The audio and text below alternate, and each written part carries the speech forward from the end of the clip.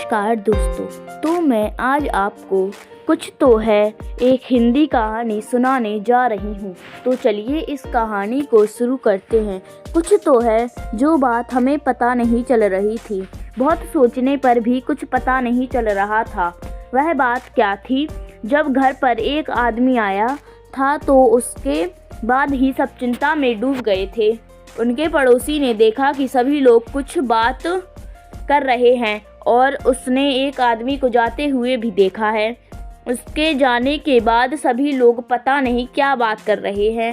उसने सोचा कि चलकर पूछना चाहिए।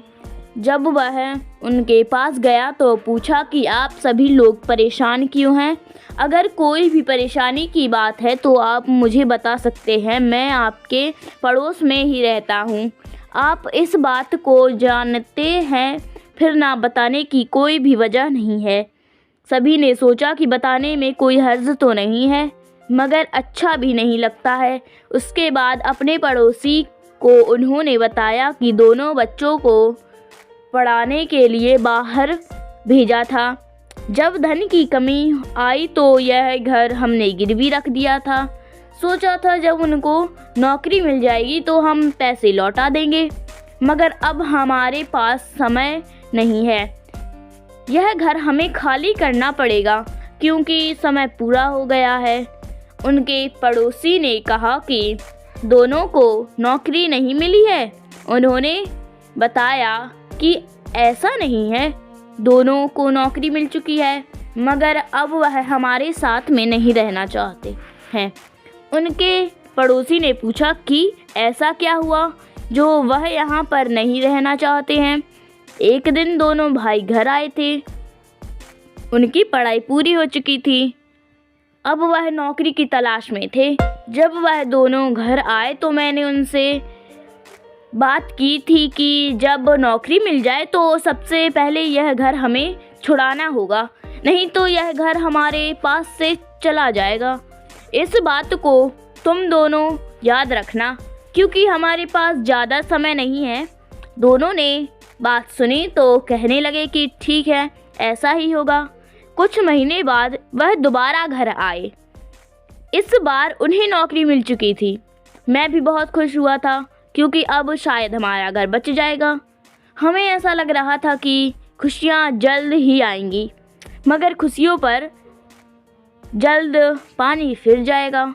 कुछ पता नहीं था क्योंकि इस बार वह दोनों कह रहे थे कि हमें नौकरी के लिए बहुत ही कम छुट्टी मिलेंगी, इसलिए कम आना होगा। यहाँ तक कि सब कुछ ठीक था। हो सकता है इनके पास काम हो इसलिए ऐसा कह रहे हो। मैंने ज़्यादा ध्यान नहीं दिया, मगर उन्हें घर के बारे में बता दिया था। उन्होंने कोई जवाब नहीं दिया था। वह चले गए। कुछ महीने बीत गए थे, वह नहीं आए थे। मुझे भी लगा कि उनके पास काम है और उन्हें समय नहीं मिल रहा होगा, इसलिए आना नहीं हो पाया होगा। लेकिन अब 1 साल बीत गया था, मगर वह नहीं आए। अब चिंता होने लगी थी क्योंकि बहुत समय बीत गया था। वह घर क्यों नहीं आए हैं? उन दोनों की चिंता हो रही थी, मगर कुछ नहीं कर सकते थे। एक दिन दोनों घर आए। उन्हें देखकर बहुत खुशी हुई थी क्योंकि आखिर वह दोनों ठीक थे, मगर वह 2 नहीं थे, 4 थे। उनके पड़ोसी ने पूछा कि तुम्हारे बेटे तो 2 हैं, वह 4 कैसे हो गए हैं? ऐसा नहीं हो सकता था। इसलिए उन्होंने बताया कि उन दोनों ने शादी कर ली थी। वह दोनों बहू शायद उनके साथ में ही काम करती थी, इसलिए दोनों की शादी भी हो गई थी। पड़ोसी बोला कि यह अच्छा तो नहीं है क्योंकि उन्हें इस बात को बताकर करना चाहिए था, मगर उन्होंने यह भी नहीं सोचा कि वह घर पर भी तो बताकर कर सकते थे, लेकिन किसी ने भी ज़रूरी नहीं समझा था। अब जो हो पाया था उसको वापस ठीक नहीं किया जा सकता था। लेकिन इसमें परेशानी क्या आई थी, अभी आपको पूरी बात पता नहीं है, इसलिए ऐसा कह रहे हैं। जब उनसे पूछा गया कि शादी के बारे में बताया भी जा सकता था, मगर तुमने तो कुछ भी ज़रूरी नहीं समझा है। तुम्हें तो बस अपने बारे में सोचा और जो मन में आया वह किया। यह कोई भी अच्छी बात नहीं है। जो तुमने किया है ऐसा कोई भी नहीं करता है। तुमने सोचना चाहिए था। उसके बाद दोनों ने कहा कि हमें सोचने की ज़रूरत नहीं है, हमें जो ठीक लगा वह हमने कर दिया।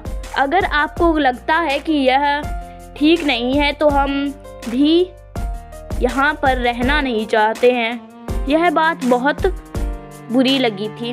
कुछ नहीं हो सकता था। दोनों कहने लगे कि हम यह बात यहाँ पर कहने आए हैं और हमारा काम भी बाहर ही है, इसलिए हमें यहाँ पर रहने की ज़रूरत नहीं है। अब हमें चलना होगा। हम यह बात यहाँ पर कहने आए हैं क्योंकि आपको ज़्यादा सोचने की ज़रूरत ना पड़े। उसके बाद पिताजी ने पूछा कि अब इस मकान का क्या होगा। दोनों ने कहा कि इसे रहने दो और हमारे साथ में चलो, क्योंकि यहाँ अब कुछ भी नहीं है। इस मकान के सहारे यहाँ पर रहना कोई ज़रूरी तो है नहीं। वैसे भी हमारा यहाँ पर आना ही बहुत कम होता है और इस मकान का हम क्या करेंगे। उसके बाद वह दोनों चले गए थे।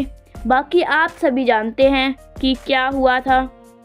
अब हमें यह घर खाली करना होगा और कोई दूसरी जगह देखनी होगी।